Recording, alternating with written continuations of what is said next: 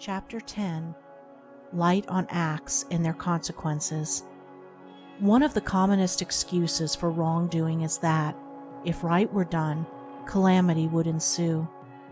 Thus the foolish concern themselves not with the act, but with the consequence of the act, a foreknowledge of which is assumed. The desire to secure pleasant results and to escape unpleasant consequences is at the root of that confusion of mind which renders men incapable of distinguishing between good and evil, and prevents them from practicing the one and abandoning the other.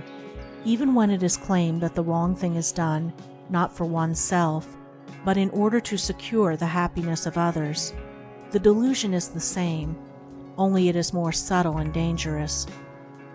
The wise concern themselves with the act and not with the consequences. They consider not what is pleasant or unpleasant, but what is right. Thus, doing what is right only, and not straining after results, they are relieved of all burdens of doubt, desire, and fear.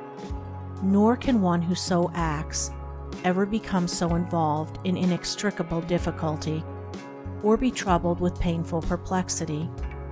His course is so simple, straight, and plain that he can never be confused with misgivings and uncertainties.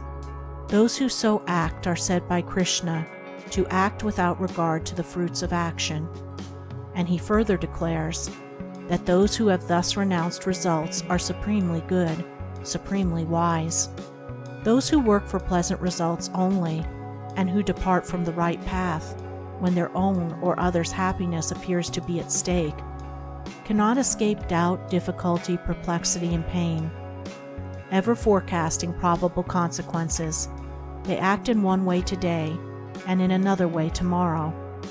Unstable and blown about by the changing wind of circumstance, they become more and more bewildered. The consequences about which they trouble do not accrue. But they who work for righteousness only, who are careful to do the right act, putting away all selfish considerations, all thoughts of results, they are steadfast, unchanging, untroubled, and at peace amid all vicissitudes, and the fruits of their acts are ever sweet and blessed. Even the knowledge, which only the righteous possess, that wrong acts can never produce good results, and that right acts can never bring about bad results, is in itself fraught with sweet assurance and peace. For whether the fruits of acts are sought or unsought, they cannot be escaped. Those who sow to self, and ignorant of the law of truth, think they can make their own results, reap the bitter fruits of self. They who sow to righteousness, knowing themselves to be the reapers and not the makers of the consequences, reap the sweet fruits of righteousness.